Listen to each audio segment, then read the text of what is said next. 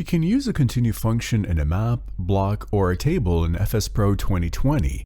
It is crucial to know the position of your cursor, which will decide what will be continued.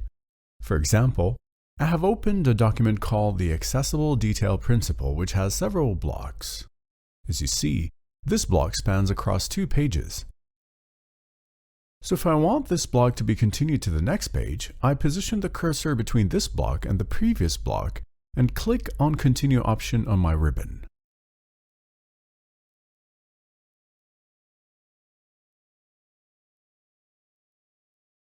As you observe, the block has been continued to the next page. The previous page states continued to next page. Also, the map title is copied to this page with the word continued, indicating that the blocks in this page belong to the map called the Accessible Detail Principle. I have reversed this action and we can now see the original document.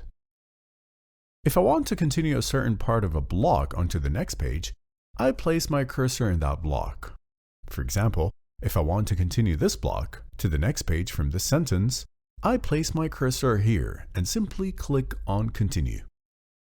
As you can see, the option continued on next page here, and the remaining part of the block after the cursor is continued to the next page.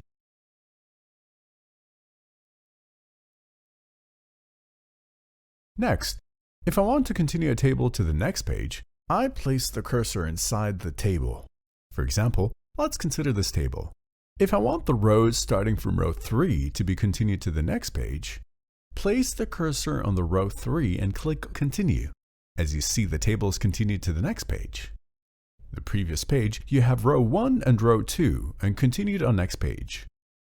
On the next page, you will see the table along with table headers continued from row 3 and the remaining rows. And that's how you continue maps, blocks, and tables to next page.